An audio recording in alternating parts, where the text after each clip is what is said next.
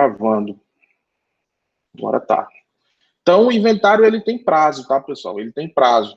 O prazo do inventário é de 2 meses. 2 meses é o prazo do inventário. Isso está previsto no artigo 611 do CPC.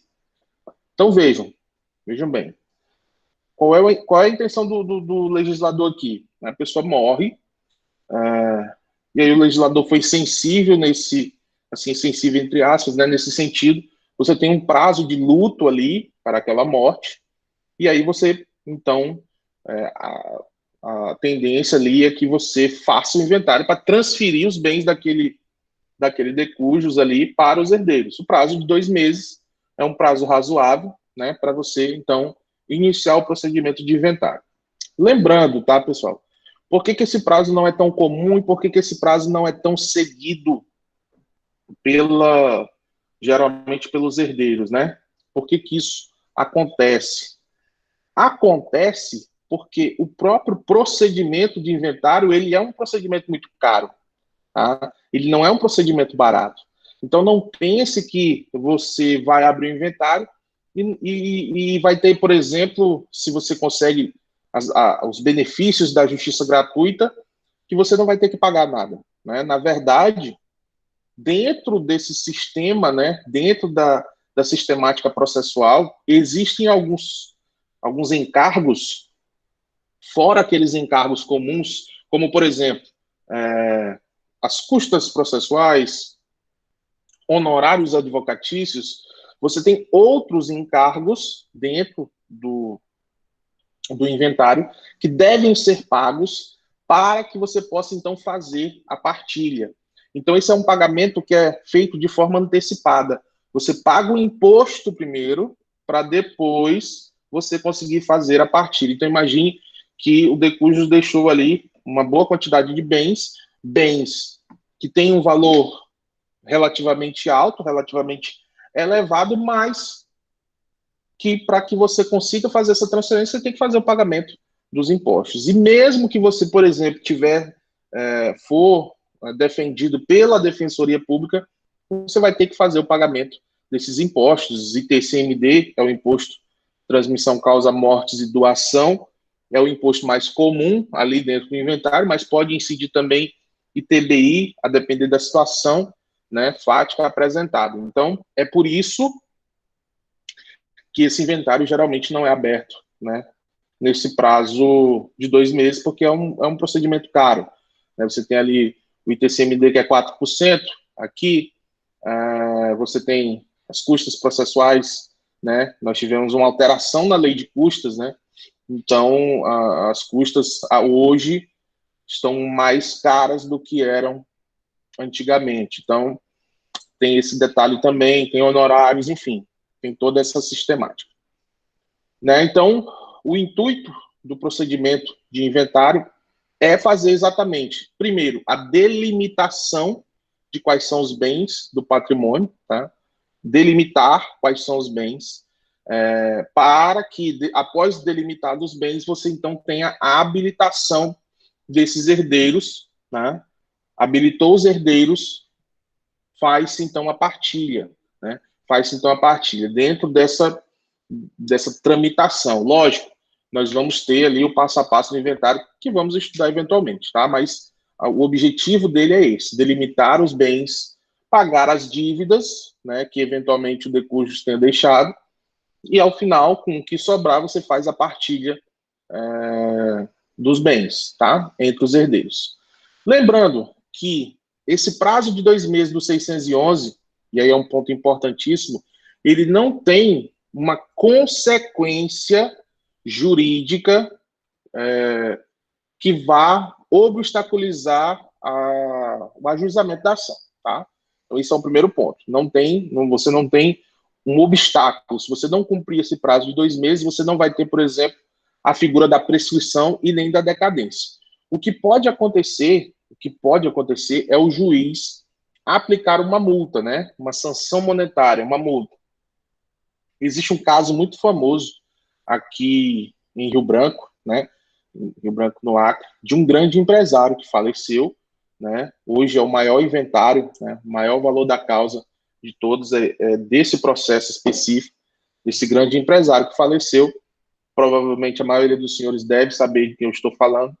E aí ele faleceu, deixou herdeiros, deixou um patrimônio milionário, né? Milionário, milhões e milhões em patrimônio. Inicialmente houve ali uma discussão em relação ao inventário e eles acabaram perdendo esse prazo de 2 meses, né? Esse prazo de 2 meses. E quando ajuizaram a ação, o juiz da causa, né?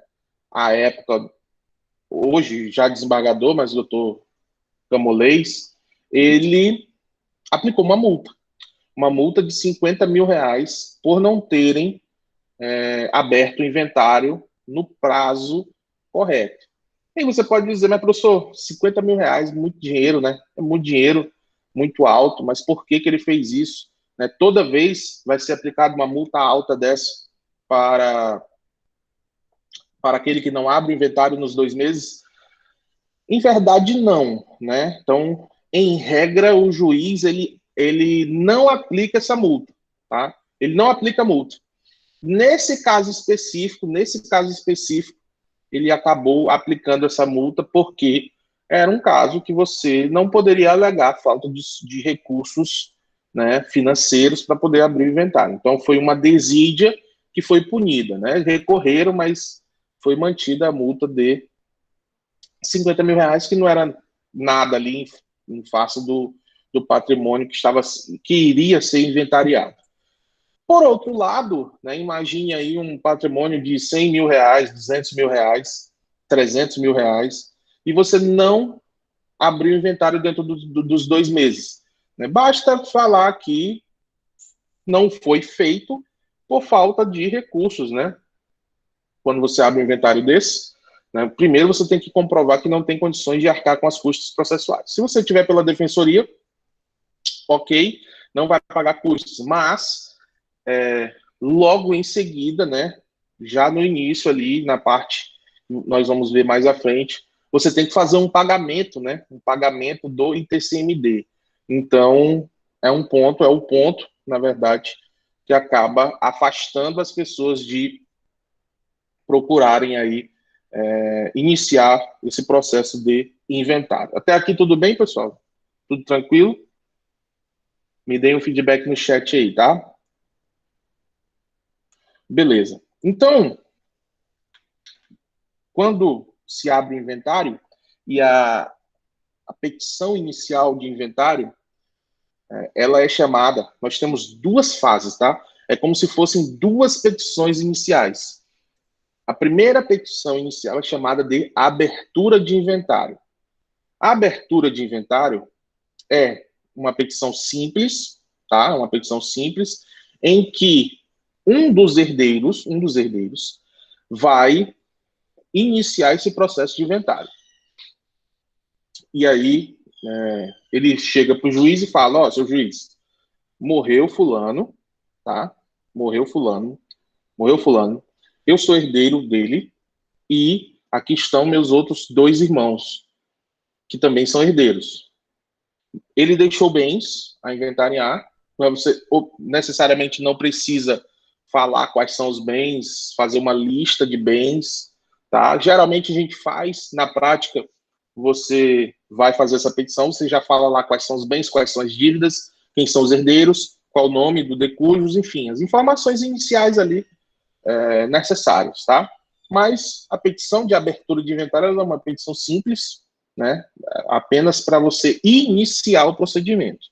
E aí depois você vai ter um momento processual correto para apresentar a verdadeira petição inicial, né? Que é chamada de primeiras declarações. Então, para quem está anotando, quem faz anotações, o inventário, ele é dividido, essa parte inicial é dividida em 2 partes, tá? Que nós chamamos de 2 petições iniciais. Primeira petição inicial, abertura de inventário. Essa abertura de inventário informa ao juiz que houve uma morte, que essa pessoa deixou bens a inventariar e quem são os herdeiros. Esse é o primeiro passo, identificar quem são os herdeiros e também identificar quem vai ser o chamado inventariante. Muita gente, com certeza, conhece esse termo, sabe do que eu estou falando, né? O inventariante é aquele cara que vai administrar os bens.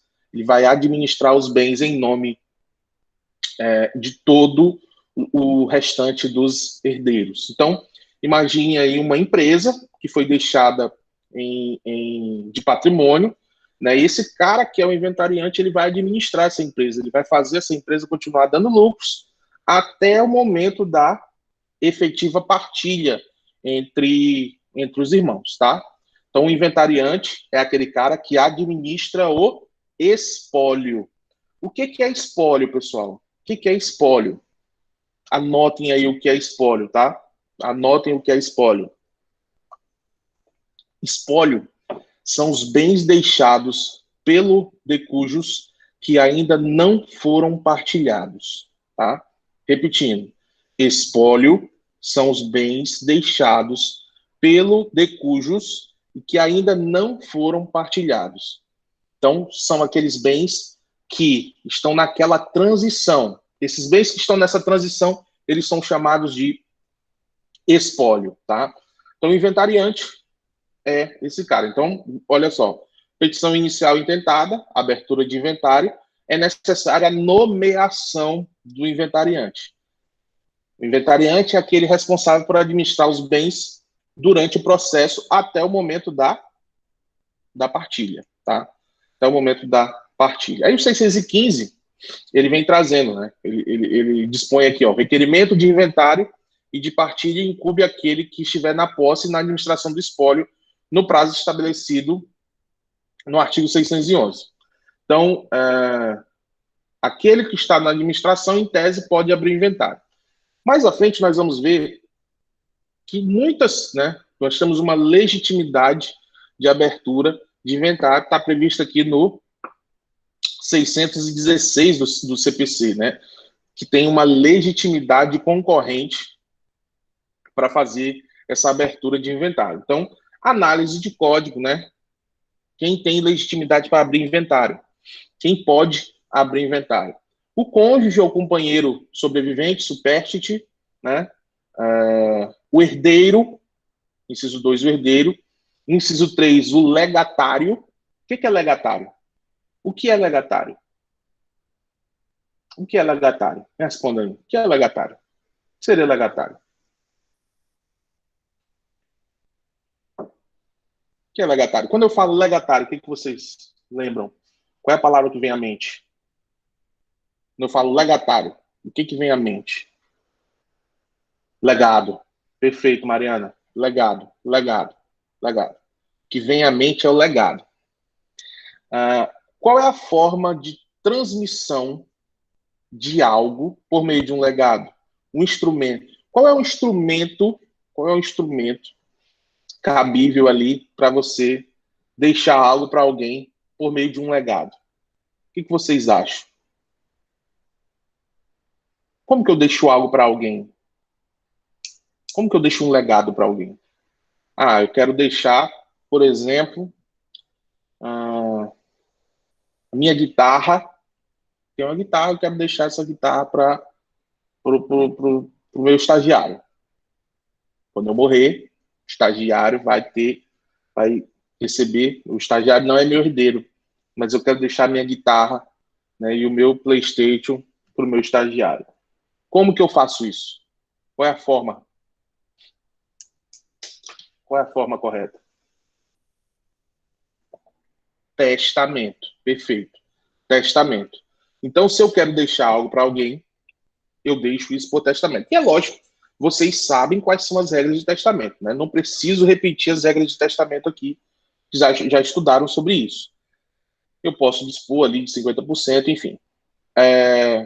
E aí, imagine o seguinte, eu, Marcos, né, eu fico sabendo que o professor Igor, vamos imaginar, o professor Igor morreu, e eu fico sabendo que ele deixou um testamento e que eu consto no testamento dele.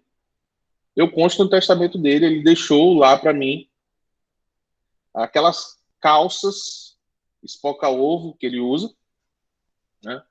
Aquelas calças espoca-ovo que ele usa, deixou todas as calças para mim. Não sei qual foi o interesse dele fazer isso, mas ele deixou todas as calças, aquelas calças justinhas que ele usa, né? Calcinha apertada, né? Ele deixou tudo para mim. E aí, qual é o meu interesse? Eu vou pegar essas calças e vou vender, né? Vou vender, vou fazer um leilão, né? Um leilão com as calças do professor Igor, né? Quem sabe eu não consigo aí pelo menos R$ 10 em cada calça. Só que ninguém abre o inventário da morte do Igor. Ninguém abre o inventário. E eu sou o legatário. Eu sou o legatário. Eu sou aquele cara que recebeu algo por meio de um legado. Tá? Eu sou aquele cara que recebeu algo por meio de um legado. Então, o professor Igor morre, ele deixa lá as calças apertadas para mim, né, de uma forma de me zoar, e eu quero vender essas calças, mas eu não posso. Por quê? Porque ainda não foi transferida a propriedade para mim. Então, eu não posso fazer nada. Aí, o código vem e diz, olha, você, legatário, que recebeu, que sabe que tem um testamento a seu favor, você também pode abrir o inventário, tá? Então, fique atentos para esses detalhes. O testamenteiro é aquele cara responsável pelo testamento e que só vai receber honorários, só vai receber a outra parte do pagamento depois que o inventário for consolidado e que for transferido ali o objeto do testamento para aquele que é legatário. O testamenteiro, então, pode também abrir inventário. Cessionário do herdeiro ou do legatário. O que seria isso, pessoal? O que seria o cessionário do herdeiro ou legatário? Imagine o seguinte, imagine que determinada pessoa recebe uma herança, né? Seu pai falece, e aí você tem uma herança ali, imagine que seja um prédio. Vamos imaginar aqui, para que vocês consigam entender a essência desse inciso. Imagine que você herdou um prédio, tá? No valor de R$ 500 mil, esse prédio. Esse galpão aí no valor de R$ 500 mil. Só que você sabe que, para você conseguir inventariar isso, você vai ter que pagar. Vamos lá, vamos fazer uma conta aqui rápida. 5% de custos processuais, 4% de ITCMD e mais, vamos lá, vamos colocar aí honorários advocatícios, né? 5, 9, vamos colocar aí 10% de honorários. Eu estou sendo aí, cobrando barato, 10% sobre o valor do bem, né? Você já tem quase 20% do valor dos 500 mil, que você vai ter que desembolsar na bucha, tá? Para quem vai ser advogado, para vocês que já estão no final do curso e querem ser advogados, o inventário é uma ação muito boa de se ganhar dinheiro. Porque você não pode deixar para cobrar só ao final, tá, pessoal? Você tem que cobrar no começo. Mesmo que você fale o seguinte, olha, 500 mil, vamos lá, 5% do patrimônio ao final e você me dá aí mais 10 mil, 15 mil, tá? Tem que ser desse jeito, porque o inventário é um dos procedimentos que mais vai dar trabalho para o advogado. Quer ter trabalho, o inventário vai te dar trabalho. Vai te dar muito trabalho, muito. Então você tem que cobrar caro, Mesmo aquele que esteja em início de carreira, pegou o inventário, cobra alguma coisa, porcentagem ao final e cobra também ao início, tá? Imagine lá, o cara pensa, pô, vou ter que desembolsar 20%, né? 20% ali de 500 mil, eu não tenho esse dinheiro. Aí Marcos, chego para esse cara e falo, olha, tu tem 500 mil tem um prédio de 500 mil, né? Tu não tem dinheiro para fazer inventário, né? Não, não tem. Então vamos fazer o seguinte, eu, Marcos, uma pessoa muito rica, com muito dinheiro, né? Recebo. Sou uma pessoa muito rica, tenho muito dinheiro. Eu quero comprar os seus direitos hereditários. Eu quero comprar os seus direitos hereditários. Eu quero comprar o seu direito futuro a ser proprietário desse imóvel, tá? E aí você faz um contrato, logicamente, contrato de cessão de direitos hereditários, tá? Contrato de cessão de direitos hereditários. Beleza? Contrato de cessão de direitos hereditários. Esse contrato, basicamente, o herdeiro vai ceder o seu direito para um terceiro mediante pagamento, tá? Contrato oneroso. E aí, a partir disso, eu sou o cessionário do herdeiro ou do legatário, né? Óbvio que eu comprei esse valor aí, 500 mil, eu vou comprar por 300. Vou comprar por 300. Geralmente é isso que é feito, né? Ó, tu quer 300 agora? Quer 300 agora? É uma forma de ganhar dinheiro também, né? É como sempre dizem, né? Dinheiro faz dinheiro. Dinheiro faz dinheiro. Então, é uma forma de ganhar dinheiro. E aí o cessionário também vai poder abrir inventário. Inciso 6, o credor do herdeiro, do legatário ou do autor da herança. Essa é boa, vamos lá. Imagine que o cara que morreu é o que nós chamamos de nó cego. Nó cego devia Deus e o mundo, né? Duas pessoas, Deus e o mundo. Devia todo mundo. Aí ele morre. E o credor do autor da herança, vamos começar de trás. O credor do autor da herança sabe que ele morreu, e aí ele percebe, né? Ele percebe que os herdeiros não estão abrindo inventário, justamente pelo fato de, se abrir o inventário, boa parte daquele patrimônio vai ser do credor ou dos credores. E aí esse credor ele vai poder abrir o inventário, tá? Ele vai poder abrir o inventário. Assim como o credor do legatário. Então eu sou o cara que recebeu lá os pertences do professor Igor. O professor Igor morreu, deixou seus pertences para mim por meio de um testamento, né? E aí eu não faço inventário, não faço nada, eu sou legatário, não abro inventário, mas eu tenho credores. Esses credores sabem que eu tenho um legado em uma herança, né? E aí eles podem abrir o inventário também. E o credor do próprio herdeiro, né? O credor do herdeiro fica sabendo que esse herdeiro tem um patrimônio recebido de um de cujos, né? E que esse herdeiro não está abrindo inventário para que, quando esse patrimônio for incorporado ao seu próprio patrimônio, ele não sirva para fazer o pagamento das dívidas. Então, os credores sempre vão poder abrir inventário, tá?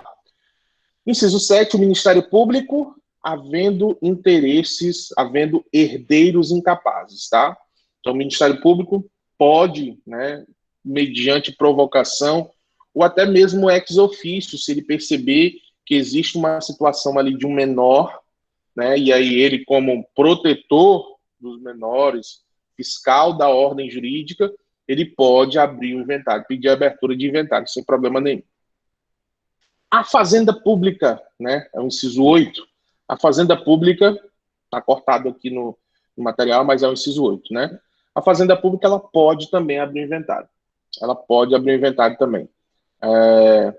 Quando ela tiver interesse, logicamente. Aí eu pergunto para vocês, quando que a Fazenda Pública tem interesse na abertura de um inventário? Quando? Sempre. Em tese, sempre. A Fazenda Pública sempre tem interesse na abertura de um inventário. Em tese. Por que eu estou falando em tese? Vamos lá. Se o imposto de um determinado processo dá 4 mil reais, 10 mil reais, para a Fazenda Pública não vai fazer diferença. Não vai fazer diferença. Agora imagine naquele caso inicial que eu falei para vocês, né?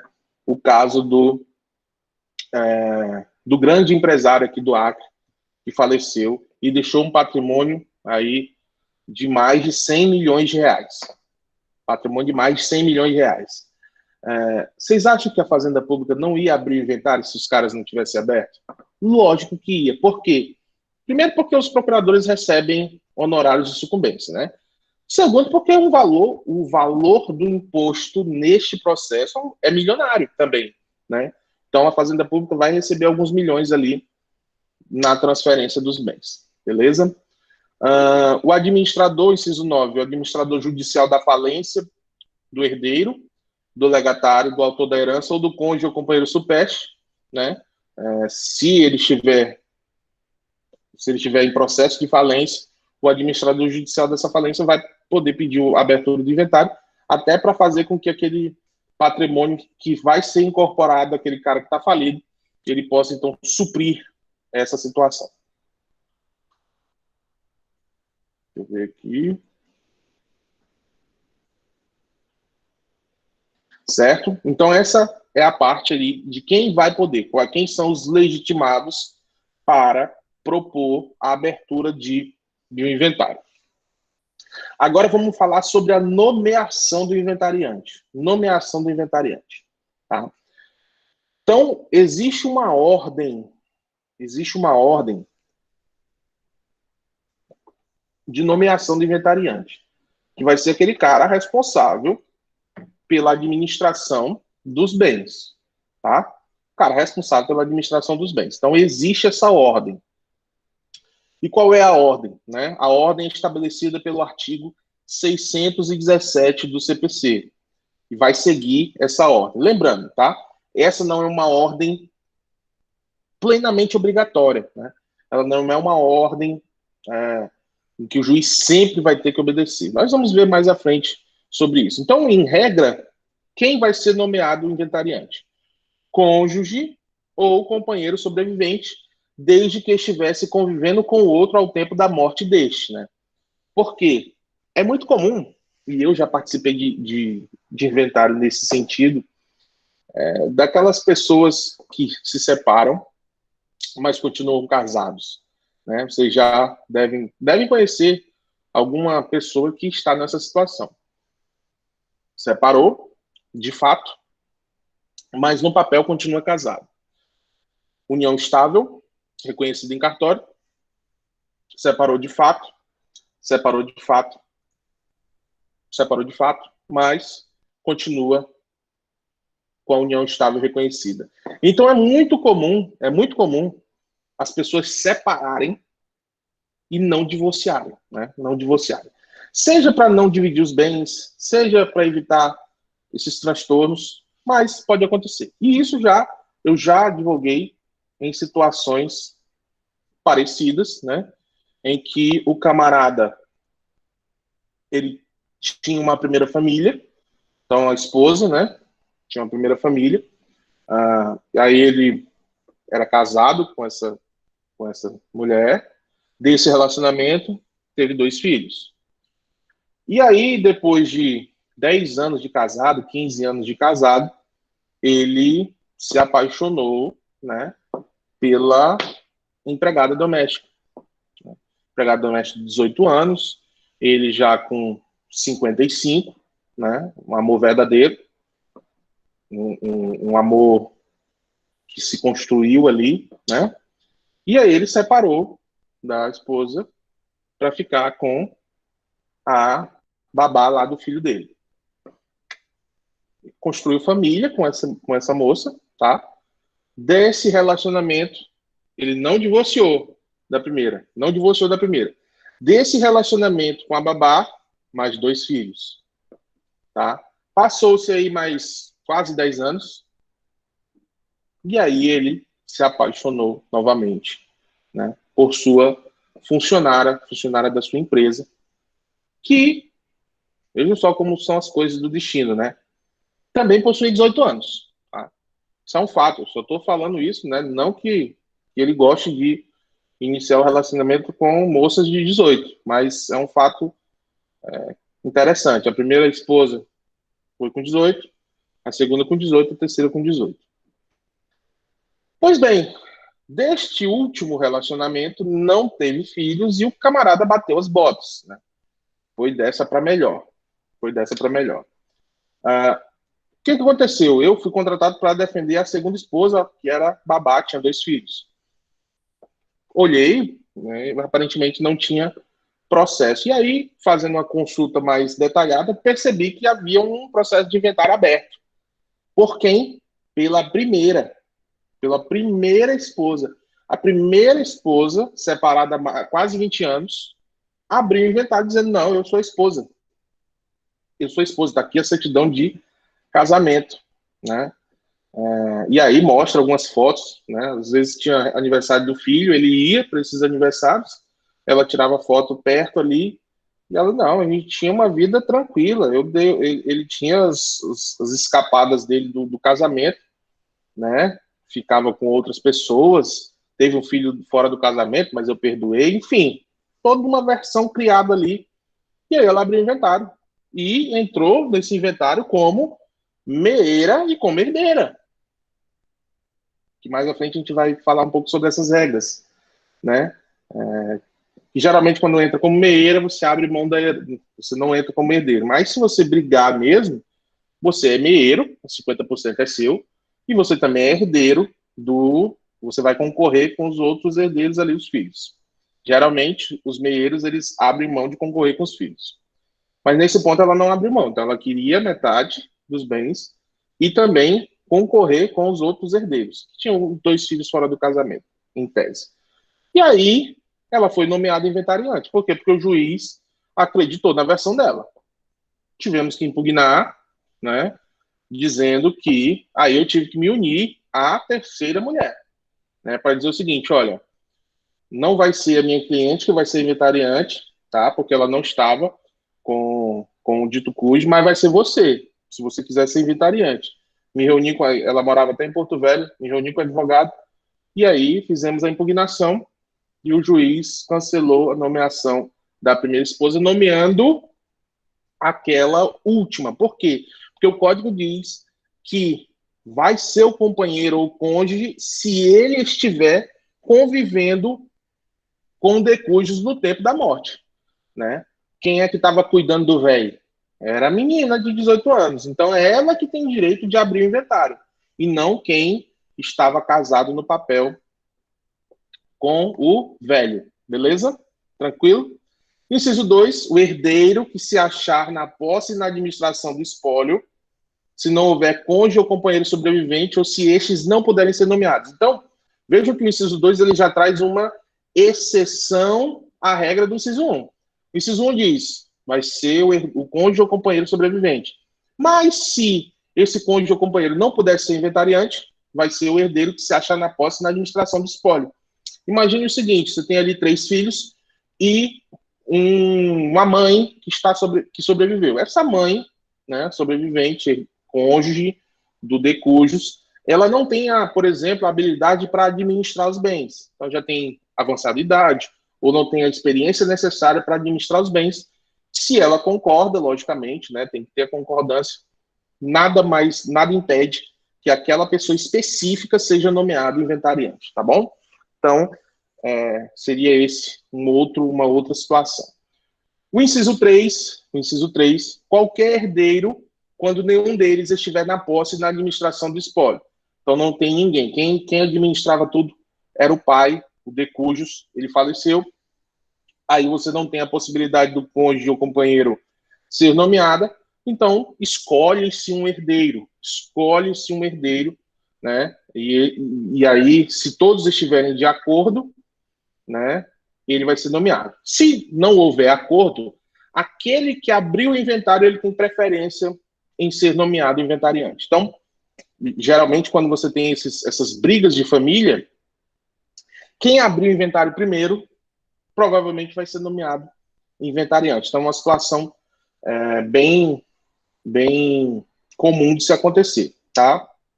Então, sempre que tiver essa situação, lembrem-se dessa regra aqui do inciso 3. O herdeiro menor pode ser inventariante, tá? Lógico, depois de passados os 3 incisos. Então, você segue a ordem. Não tem herdeiro maior, não tem cônjuge, ou o cônjuge não pode assumir. O herdeiro menor, por meio de seu representante legal. Beleza? Inciso 5, testamenteiro, se lhe tiver sido confiada a administração do espólio ou se toda a herança estiver distribuída em legados, né? Se toda a herança estiver distribuída em testamento, você não tem herdeiros necessários nenhum, você pode distribuir sua herança ali por meio de legados, tá? Inciso 6, o cessionário do herdeiro ou do legatário, se você não tem ali, você tinha um único herdeiro, por exemplo, 2 herdeiros, e esses 2 herdeiros venderam, né, cederam seus direitos, aí o cessionário vai ser inventariante, obviamente.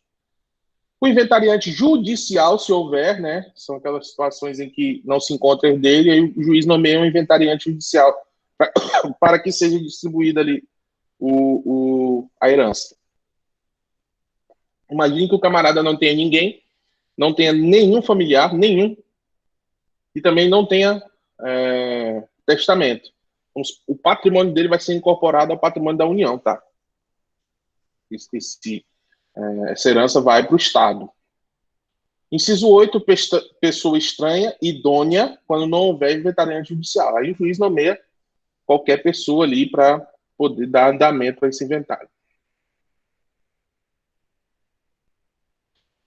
Bom, uma vez realizada a nomeação do inventariante, então vamos lá no passo a passo. Primeiro passo, abertura de inventário. Eu apresento uma petição inicial, simples, dizendo que alguém morreu, nome da pessoa, certidão de óbito, apresento também, apresento tudo isso. Falo quem são os herdeiros, enfim. E aí indico quem vai ser o inventariante, ou já peço para ser inventariante. Depois disso, o processo passa, então, concluso para o juiz. E aí o juiz, seguindo a regra do código, vai nomear o inventariante. Então, ele dá um primeiro despacho, nomeando o inventariante. Então, você tem a nomeação do inventariante. O segundo ponto dessa decisão é o seguinte: ele vai intimar o inventariante, ele intima o inventariante, para que esse inventariante compareça ao cartório, tá? Compareça ao cartório para, no prazo de 5 dias, assinar um termo de compromisso. Tá? Um termo de compromisso. Esse termo de compromisso é um termo de responsabilidade que o inventariante vai assinar para a administração daqueles bens. Tá? Então, para a administração dos bens, esse inventariante vai assinar um termo. Depois de assinado esse termo, ele vai ter um novo prazo, tá? Vejam como é diferente o procedimento, né? Como é diferente o procedimento do inventário. Ele começa com abertura de inventário, o juiz dá um despacho inicial, nomeia o inventariante, na verdade não é nem despacho, é uma decisão interlocutória. Por quê? Porque ela tem caráter decisório, ela pode ser recorrível, né? Se você nomeia o inventariante e os outros não concordam, agrava o instrumento. Então é uma decisão interlocutória, né? Mas geralmente o juiz coloca lá despacho, mas tem cunho decisório a decisão. Aí ele nomeia o inventariante intima o inventariante para comparecer ao cartório, o inventariante comparece ao cartório, assina o termo e a partir dali o inventariante tem 20 dias para apresentar a segunda petição inicial. Segunda petição inicial, essa petição inicial chamada de primeiras declarações, certo? Petição inicial chamada de primeiras declarações, que é um termo, né? É um termo, como se fosse um complemento dessa petição inicial. Antes de a gente mostrar um pouco sobre as primeiras declarações, aqui está uma foto de um termo de compromisso de inventariante. Né? Aqui na tela de vocês, né, não vai aparecer o termo muito bem, né? Você não vai conseguir ler muito bem, mas no material esse termo está à disposição de vocês ali no material, beleza? Então, fiquem depois à vontade para dar uma olhada, ver como é que funciona essa parte procedimental do inventário.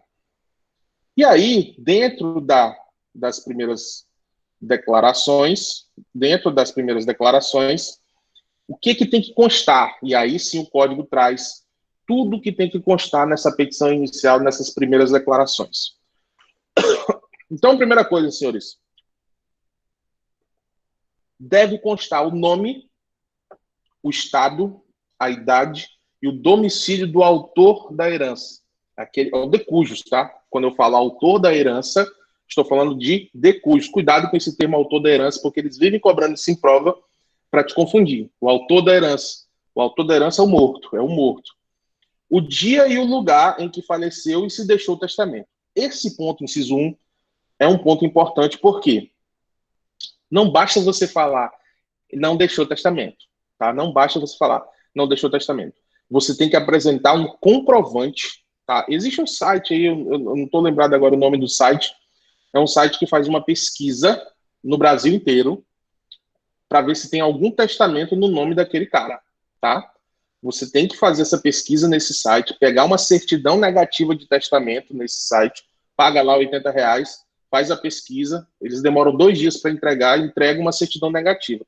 Sem essa decisão negativa, sem essa certidão negativa, você não vai conseguir avançar com o teu processo de inventário, tá?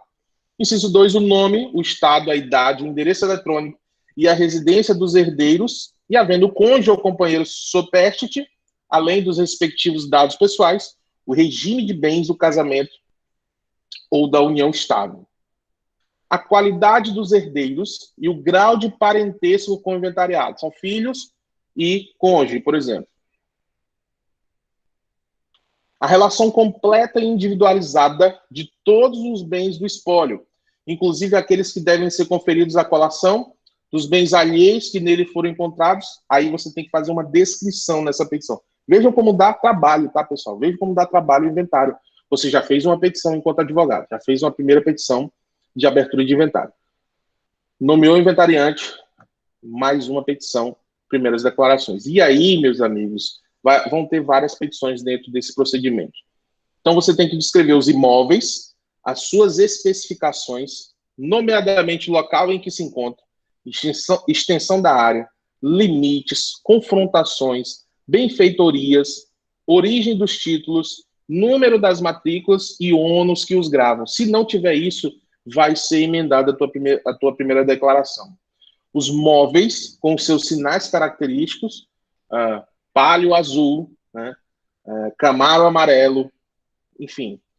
Os semoventes, né, o seu número, suas espécies, suas marcas e seus sinais distintivos, né, tanto 100 bois, com a marca MP, da raça Nelore, enfim. O dinheiro, né, deixou tanto em conta corrente, as joias, os objetos de ouro, de prata, pedras preciosas, declarando-se-lhes especificadamente a qualidade, o peso e a importância. Tudo isso tem que ter nas suas primeiras declarações. Os títulos da dívida pública, bem como as ações, as cotas e os títulos de sociedade, mencionando-se-lhes os números, o valor e a data. Dívidas ativas e passivas, indicando-se-lhes as datas, os títulos, a origem da obrigação e o nome dos credores e dos devedores. Tem que ter. Aí você vai dizer o seguinte, meu pai devia 10 mil para o fulano, 20 mil para o outro fulano, eu não vou colocar o nome desses caras aqui, não. Eles, se quiserem, venham lá atrás. Não façam isso, meus caros. Não façam isso. Vocês sabem, lógico, vocês estão cansados de saber. Vocês estão no final do curso. Vocês já sabem que a dívida não passa do valor do espólio, né? Então, se o espólio vale 10 e a dívida vale 20, vai pagar 10 e quem sobrar ali na lista de credores vai se resolver com o nó cego lá no inferno ou no céu, né? Se forem para o céu, né? Se forem para o céu, se resolve no céu, perdoa, né? Perdoa, vai ter que perdoar, porque se você, né, não pode ficar com essa mágoa, para você encontrar o cara no céu, ou você fica com a mágoa e encontra ele no inferno. Se ele estiver no inferno também, aí você cobra dele, tá? Mas fora isso, a dívida não passa do espólio, então não tente enganar o Poder Judiciário. Depois vai ser pior.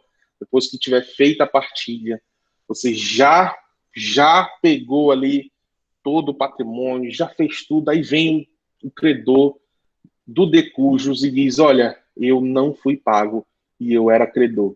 Aí vai ter que fazer um novo procedimento sobre partilha e agora você é o devedor. Você é o devedor. Então, se o decujus deixou dívida, é melhor pagar logo essa merda, paga logo esse caralho. Se sobrar, ótimo. Se não sobrar, também foda-se, tá? Aí, enfim. Mas não tente dar uma desperta. Você, enquanto advogado, também não vai fazer isso. Não deixe o seu cliente fazer isso, tá? Ou faz um termo de compromisso, que ele está ciente, que ele não está, você também tem que se respaldar, tá? Porque depois ele vai colocar a culpa em você, advogado. Beleza? Direitos e ações, tem que ser citado. O valor corrente de cada um dos bens do espólio. Então você vai fazer uma lista, né? Uma tabela com tudo que ele deixou, todas as descrições, todos os valores, né? Tudo isso, tá, pessoal? Tudo isso. Só lembrando, antes de a gente passar para obrigações, só lembrando, Não basta você falar, eu tenho uma fazenda de 1.000 hectares. Não basta falar isso, né? Você tem que pegar, tem que ter um documento dela. Tem que ter um documento, tá? Vai ter que pegar a certidão, né? Desses bens. Vai ter que pegar a certidão de tudo, né? E essas certidões, elas têm prazo, né? Geralmente é 30 dias, 60 dias. Aí vence, aí tem que pegar de novo. Enfim, você tem que estar com sangue no olho para trabalhar em processos de inventário. Beleza? Bom, vamos encerrar, tá? Para a gente não cansar, para a gente manter a concentração, para a gente se manter zen, né? Você não pode forçar muito a barra. Então, essa é a primeira parte, né, de uma série de pelo menos 4 aulas sobre inventário. Eu vou dividir essa aula em 4, talvez 4 partes, 3 partes, 4 partes, sobre especificamente inventário. Beleza, pessoal? Tranquilo? Hoje tem jogo do Flamengo. Então, todo mundo, vamos ficar de boa, vamos ficar tranquilo, né? Chegamos aí a 1 hora de aula. É o segundo nosso, segundo nosso treinamento aí, né? Nosso treinamento na semana pedagógica. 1 hora de aula nessa modalidade aí fuleira que é o EAD, né? Que eu particularmente não gosto muito, mas é o jeito, né? Vocês também não podem ser prejudicados. A gente vai tentar fazer o melhor possível, tá, pessoal? Vamos tentar fazer o melhor possível, mas eu sei que é complicado para todos. Então, alguma dúvida? Ficou alguma dúvida?